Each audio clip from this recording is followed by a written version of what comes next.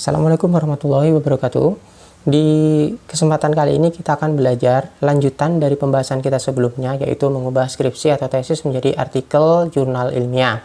Jika di pembahasan pertama kemarin kita sudah belajar tentang apa itu perbedaan dari skripsi atau tesis dengan artikel ilmiah, sementara di bagian kedua kemarin kita sudah belajar tentang bagaimana secara umum meringkas skripsi atau tesis ya menjadi artikel ilmiah. Di bagian yang ketiga ini kita akan fokus ke beberapa bagian dari artikel ilmiah, yaitu abstrak dan pendahuluan. Nanti saya juga akan memberikan contoh bagaimana cara menulis abstrak dan menulis pendahuluan. Oke, langsung saja kita bahas secara teori dulu. Yang pertama yaitu membuat abstrak.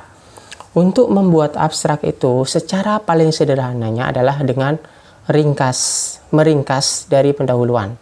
Jadi poin pertama ini membuat abstrak adalah dengan ringkasan dari pendahuluan. Perlu kalian ketahui atau perlu diketahui, biasanya abstrak itu maksimal atau persekitaran ya, yang diizinkan adalah sekitar 200 sampai 250 kata. Jadi itu pun bergantung jurnal tujuan masing-masing. Ada yang misalkan meminta 150, ada yang 200, ada yang 250. Jadi intinya dalam menulis abstrak itu harus ringkas, tidak boleh terlalu panjang. Tetapi dengan membaca satu paragraf itu tadi, paragraf abstrak itu tadi, orang sudah bisa ngambil intisari dari penelitian kita itu tentang apa. Jadi teknik sederhana untuk membuat abstrak itu adalah dengan meringkas dari pendahuluan, langkah pertamanya. Apakah cukup ringkasan pendahuluan saja?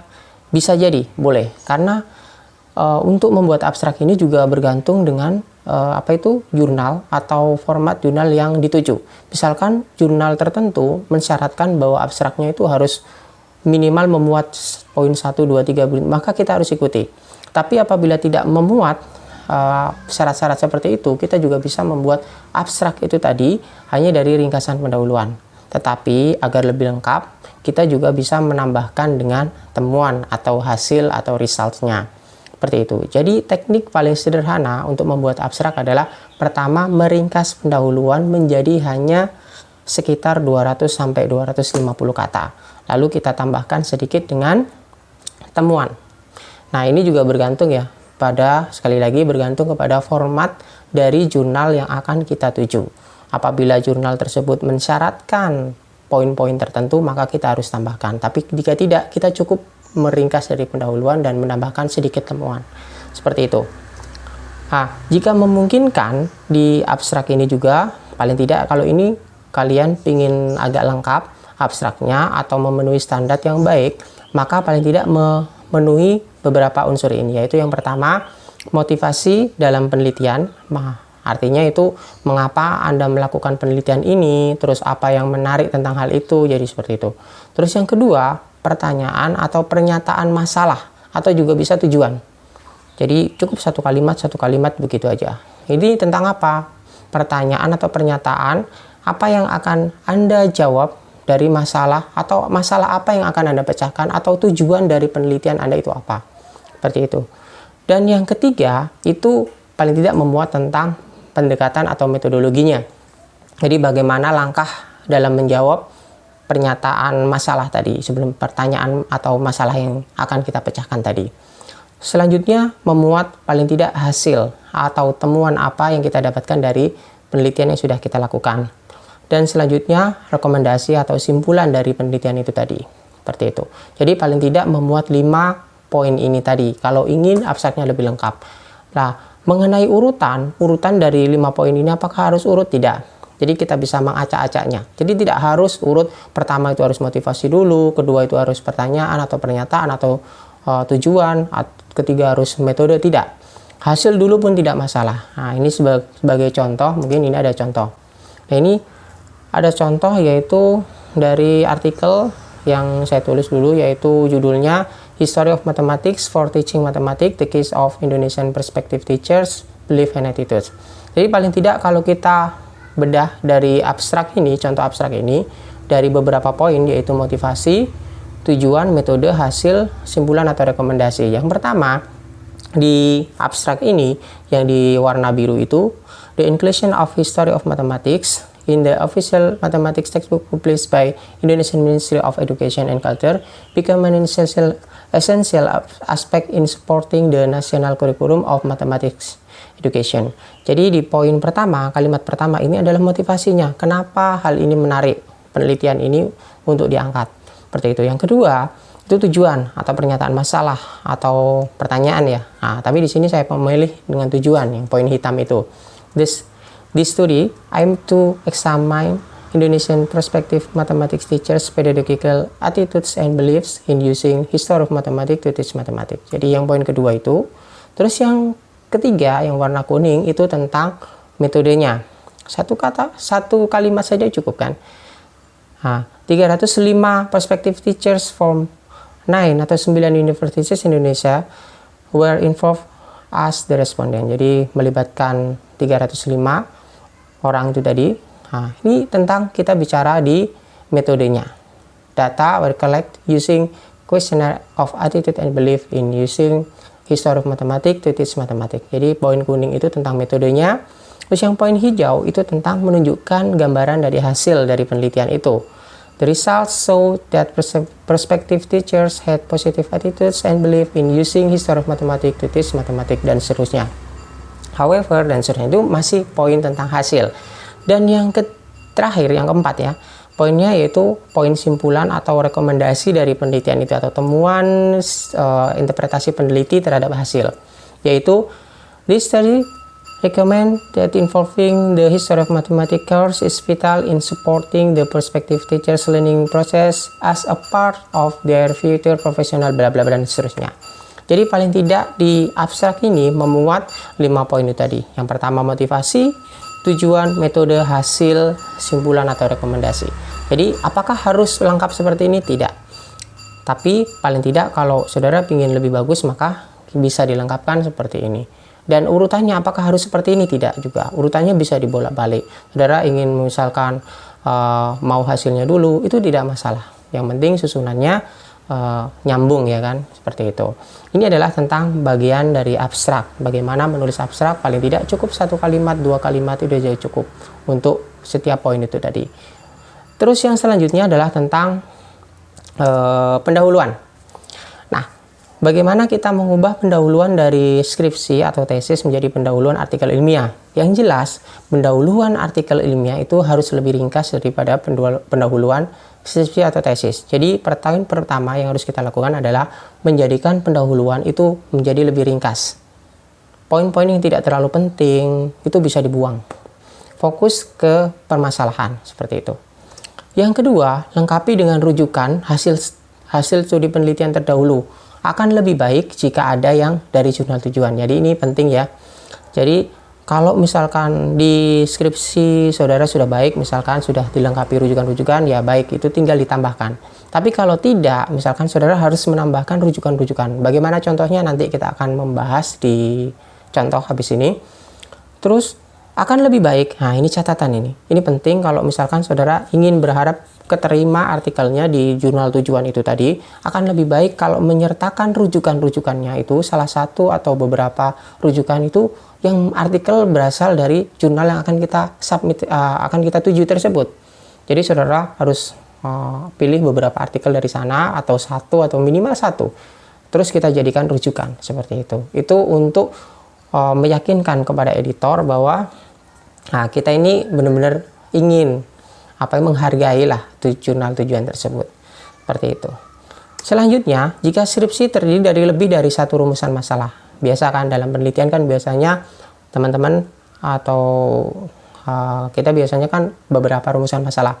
Maka kalau misalkan penelitian kita terdiri dari beberapa rumusan masalah, akan lebih baik jika kita fokus ke satu saja rumusan masalah atau beberapa rumusan masalah itu kita konversi menjadi satu rumusan masalah. Seperti itu. Nah, ini contoh ya. Ini contoh dari pendahuluan. Bagaimana menulis pendahuluan. Ini saya kasih contoh. Judulnya sama dengan abstrak yang tadi. Jadi ini bagaimana menuliskan pendahuluan. Ini contoh saja ya sebagai bonus. Saya sajikan di sini adalah contoh menuliskan pendahuluan. Misalkan di sini, paling tidak di dalam pendahuluan, dalam menulis pendahuluan. Kalau misalkan ini menulis dari awal ya, tapi kalau saudara sudah deskripsinya udah ada, ya tinggal di mana yang penting diambil, yang tidak penting bisa dibuang, yang terlalu panjang bisa dipendekkan, seperti itu. Tapi ini sekaligus sebagai contoh bagaimana sih menulis. Mungkin kalau dari awal ini bonus saja ya. Nah, misalkan pastikan di dalam pendahuluan ini perlu kalian tekankan, di dalam pendahuluan itu paling tidak harus ada satu kalimat kuncinya itu apa. Terus habis itu kita harus melengkapi argumen-argumen kita itu dengan rujukan-rujukan. Rujukan-rujukan ini sebagai fakta, ya kan. Nah, misalkan ini ya, contoh di paragraf pertama. Numerous studies discussing the role of history of mathematics in mathematics education points out various categories and argument of using the history of mathematics in mathematics education. Jadi, di poin pertama, di paragraf ini yang dibahas adalah tentang penulis menyatakan bahwa sudah banyak sebenarnya studi atau penelitian yang mendiskusikan tentang peran dari history of mathematics dalam mathematics education. Itu banyak. Terus habis itu ditunjukkan contoh-contohnya. Jadi dilengkapi dengan rujukan. Yaitu pertama, Jungfish 2009 provides two categories, seperti itu. Jadi dilengkapi seperti itu. Jadi kalimat utamanya tadi, ya, ide yang mau kita gali, terus dilengkapi. Terus habis itu Jungfish stress that in focusing the indispensable argument of the history of mathematics, dan seterusnya. Terus dilengkapi lagi dengan argumen yang poin-poin saya kuning itu adalah poin-poin gimana kita harus melengkapi rujukan-rujukan untuk memperkuat argumen kita dari kalimat kunci terhadap paragraf ini. Ini paragraf pertama. Misalnya paragraf kedua, sudah mulai masuk ke negara kita, yaitu tadi kan secara umum. Sekarang kita mulai fokus tuh ke Indonesia. In Indonesia, history of mathematics has not been explicitly integrated with the Indonesian secondary schools. However, studies concerning the history of mathematics in mathematics education, especially in the secondary schools level, were addressed by some researchers. Jadi poin utamanya di dalam paragraf ini adalah peneliti menyebutkan bahwa di Indonesia pun itu sebenarnya tidak secara eksplisit history matematik itu terintegrasi di sekolah, tetapi sudah banyak peneliti yang sudah membahas ini, seperti itu. Terus ditunjukkan penelitinya siapa saja, yang saya poin kuning itu rujukan. Terus paragraf ketiga, in attempt to challenge the potential benefit of using history of mathematics into mathematics teachings, some attempt underlying the program utilizing history of mathematics has been carried out to answer the challenge-nya. Sama, poin utamanya itu terus dilengkapi dengan rujukan-rujukan dan contoh-contohnya, seperti itu. Setelah itu, ini juga sama, jadi kalimat utamanya apa, terus kita lengkapi dengan rujukannya seperti gimana. Terus ini juga sudah masuk mulai ke belief and attitude. Misalkan seperti ini kalimat ini menjelaskan saja, rujukan-rujukannya harus ada dalam pendahuluan. Seperti itu. Ini juga sama, sudah misalkan ini ya, paragraf ini poin utamanya apa? The curriculum of secondary schools mathematics education in Indonesia has not yet explicitly integrated with history of mathematics in the implementation of achieving basic students' mathematics competencies. However, the current Indonesia curriculum, namely Curriculum 2013, has accommodated some historical aspect of mathematics, although limited, into learning research provided by Indonesian government.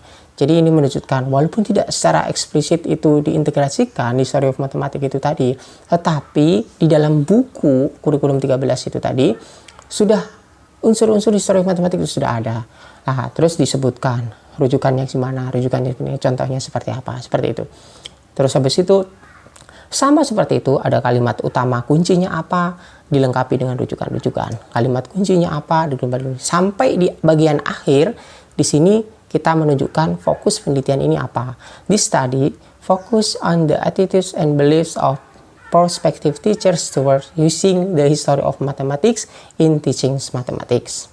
Seperti itu. Di bagian akhir juga sama juga. Thus, this research aim to examine Indonesian prospective teachers' attitude and beliefs toward using history of mathematics in mathematics teaching. Jadi di sini adalah poin tujuan dari penelitian, dari kesimpulan dari seluruh argumentasi di pendahuluan tadi mengerucut bahwa penelitian ini tujuannya adalah ini. Untuk mau lihat artikel ini, nanti link downloadnya saya sertakan di deskripsi, bisa dilihat dan bisa di download seperti itu. Nah, Ini saja saya kira sudah cukup kita membahas sedikit tentang bagaimana sih secara meringkas skripsi atau tesis menjadi artikel ilmiah. Kita fokus ke abstrak dan pendahuluan.